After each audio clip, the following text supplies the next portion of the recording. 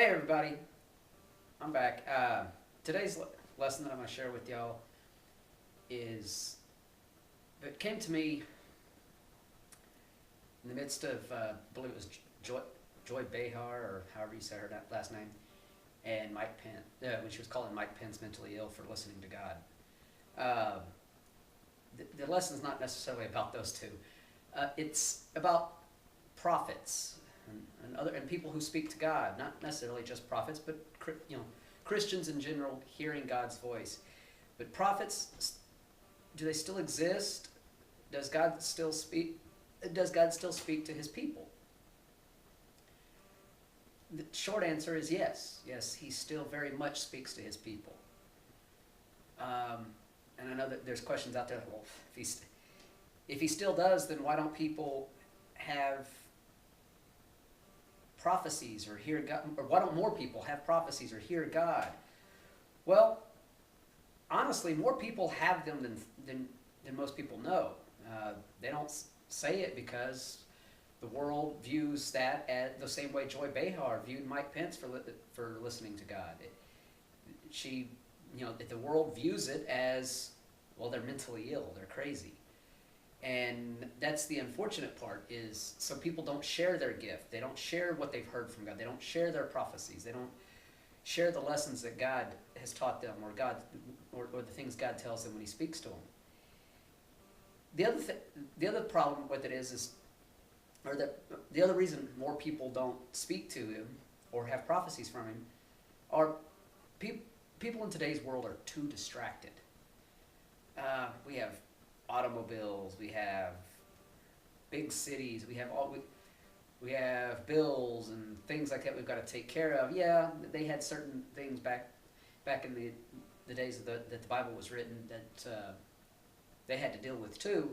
But we have television now, we have radio, we have Facebook and Twitter and Instagram. We have all of these different things.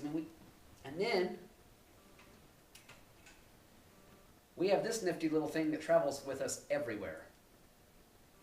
This is the biggest distraction, I think, in the history of everything. Honestly, it doesn't matter if it's distracting you from Christ, or if it's distracting you from what you're supposed to be doing at work today. It's one of the biggest distractions out there. So in today's world, there's just too many distractions. So people don't listen to the other voices. It's very much, the squirrel thing. People have the attention span like of a goldfish. It's about this big. So we're just too distracted to even hear God's voice. And that's actually spoke about in the Bible. Because of all the distractions, we listen to those distractions. We listen to the louder, more noisy things. And that's spoke about even in the Bible in 1 Kings chapter 19, verses 11 through 18. It's the prophet Elijah. He said, "Go forth and stand on the mountain before the Lord. And behold, the Lord was passing by. A great and strong wind was rending the mountains and breaking it into pieces, the rocks before the Lord, but the Lord was not there, or was not in the wind. And after the wind, an earthquake, but the Lord was not in the earthquake. After the earthquake, a fire, but the Lord was not in the fire. And after the fire, a sound of a gentle blowing. When Elijah heard it, he wrapped his face in his mantle and went out and stood in the entrance of the cave. And behold, a voice came to him and said, 'What are you doing here, Elijah?'" The earthquake, the strong wind, and the fire, those are all very loud distractions and chaotic, causing chaos. And in all that chaos, God's voice wasn't there. God's voice isn't here. God's voice isn't on, well, I guess if you look, it may not be in the TV. Can it be? Yes. Yes, it definitely can be. But we don't watch the TV shows for that. We don't watch TV shows to find God. We watch TV shows to be distracted from everyday life, honestly. We don't have a cell phone waiting on a phone call from God or a text message from God. We have a cell phone waiting on a text message from something that may very well distract us from God. So we look for, we listen to and look for the wind, the strong wind, the fire, and the earthquake, but we don't look for and listen for that gentle blowing breeze. Elijah did, and God came to him and spoke to him. Granted, he asked him, "What are you doing here?" But he still listened. And that's the key. Elijah realized that. He realized that as powerful and as strong as God is, that he wasn't in the strong wind. He wasn't in the earthquake. He wasn't in the fire. He wasn't in the three noisiest things that were happening. He was in the gentle blowing breeze. And we focus so much on the distractions in today's world that we don't focus enough on God, and trying to hear God's voice. So yeah, that's one of the biggest problems, is we're just too distracted. The other thing is people don't listen. God speaks to people, whether they're Christians or non-believers or whoever. He speaks to them all the time. For the non-believers, he's speaking to them, trying to bring them back to him. For the Christians, he's speaking to them to tell them of the blessings or the things that he has to come for them, or for them, or to give them prophecies for us. But people don't listen because we just ignore it. I don't want to be a prophet. People think I'm crazy. I'm talking to God. Or you see the prophets and you hear comments from people that, "Oh, it's all fake. It's all that." Well, so people, when they do get those prophecies, they're like, "Oh, I'm not telling anybody because everybody's gonna think I'm crazy, or that I'm lying, that I'm fake, or whatever." And they don't have the courage to stand up for God, to stand up and say, "This is what God told me. This is what He's showed me." Also, people don't know what to listen for. I know that last few verses that I just read in 1 Kings sounds like it should go here. People don't know what to listen for, and it kind of does. But to me, the better verse for this would be in 1 Samuel chapter 3, verses 4 through 14. And this is talking about the prophet Samuel. He was living with another prophet, Eli, an older one who was mentoring him. And so he was being mentored as a prophet, but at this point in time, Samuel didn't know really what to listen for. He didn't know really what he was doing quite yet. And it said, "The Lord came to Samuel, and he said, 'Here I am.' Then he ran to Eli and said, 'Here I am, for you called me.' But he said, 'I did not call. Lie down again.' So he went and lay down. The Lord called yet again, 'Samuel.' So Samuel arose and went to Eli and said, 'Here I am, for you called me.' But he answered, 'I did not call. My son, lie down again.' Now Samuel did not yet know the Lord, nor had the word of the Lord yet been revealed to him. So the Lord called Samuel again for the third time, and he rose and went to Eli and said, 'Here I am, for you called me.' Then Eli discerned that the Lord was calling the boy. And Eli said to Samuel, 'Go lie down, and it shall be, if he calls you, that you shall say, Speak, Lord, for your servant is listening.' So Samuel went and lay down in his place. Then the Lord came and stood and called as at other times, 'Samuel, Samuel.' And Samuel said, 'Speak, your servant is listening.' The Lord said to Samuel, 'Behold, I am about to do a thing in Israel, at which both ears of everyone who hears it will tingle. In that day I will carry out against Eli all that I have spoken concerning his house, from beginning to end. For I have told him that I am about to judge his house forever for the iniquity which he knew, because his sons brought a curse on themselves, and he did not rebuke them. Therefore I have sworn to the house of Eli that the iniquity of Eli's house shall not be atoned for by sacrifice or offering forever. So Samuel literally didn't know what to listen for. I mean, right there in verse 7. Now Samuel did not know the Lord, nor had the word of the Lord yet been revealed to him. So he didn't know what he thought Eli was calling him. But Eli wasn't calling him. God was calling Samuel. And that happens to people today. God calls to them, and they don't know who's calling them.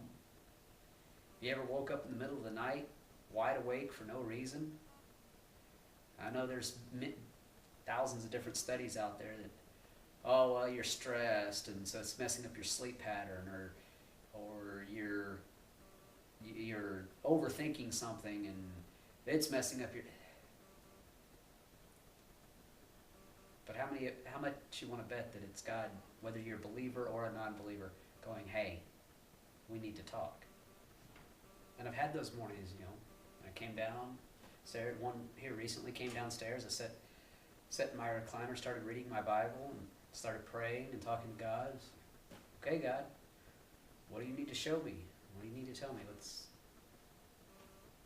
Why have you woken me up? You've got to have a good reason. You always do. But the thing is in today's world, people don't listen to that. They just think they're stressed about something. Or they're, like I said, overthinking it, whatever. Also, in today's world, it's frowned upon. That's one of the biggest reasons, is it's frowned upon, and people are afraid of sharing this gift of God speaking to them. And, because they're going to be thought to be crazy or mentally ill. What was once a celebrated thing is, people used to celebrate if God came to my family, to me, God, and hey, you're a prophet. They celebrated prophets. Nowadays, they're not. Nowadays, people shy away or shun prophets, or they ignore them.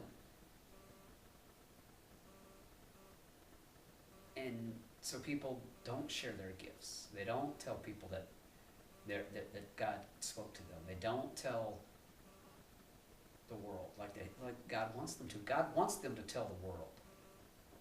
He's still here. He still talks to his people just like he used to do in biblical times. We just quit listening, or we quit sharing the fact that he was, or that he has spoken to us, because we're afraid of the repercussions on ourselves. If you do hear God's voice, and he does reveal his prophecies to you, then don't cower in fear. Don't shy away from it. Stand up and let the world know, and show the world that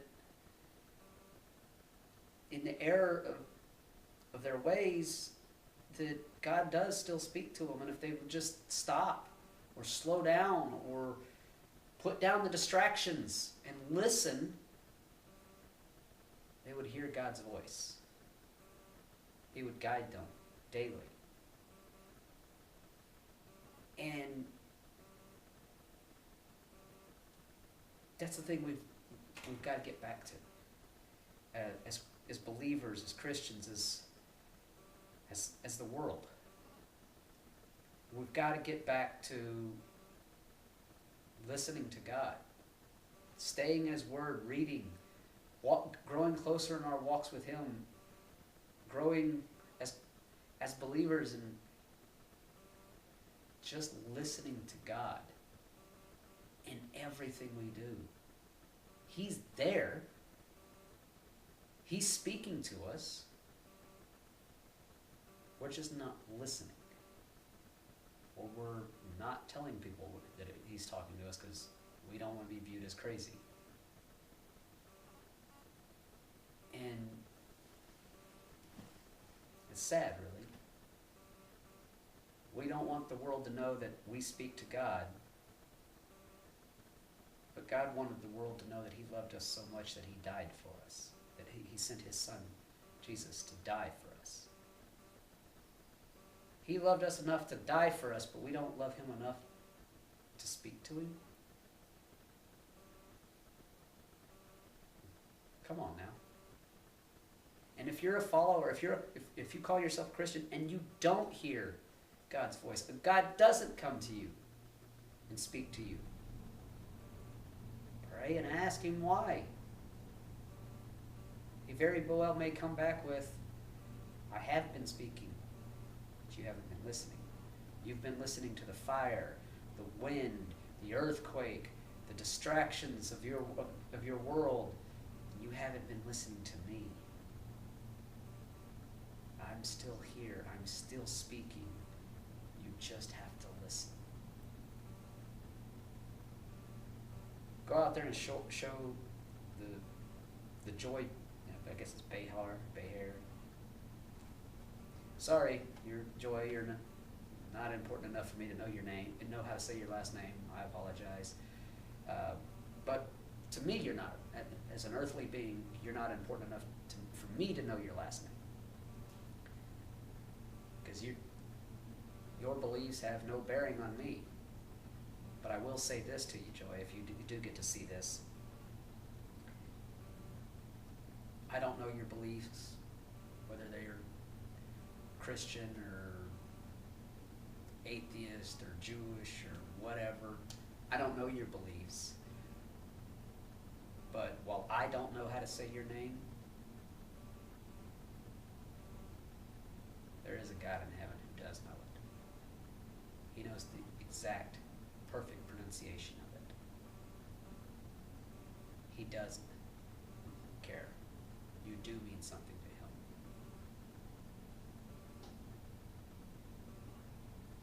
Ladies and gentlemen, I hope this message helps you out, and that more of you will listen for his voice and let the world know what he's telling you, what he's showing you.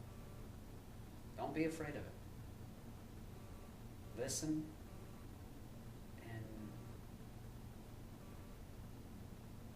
share the gift. And again, Joy, like I said, he does know your name. He also loves you.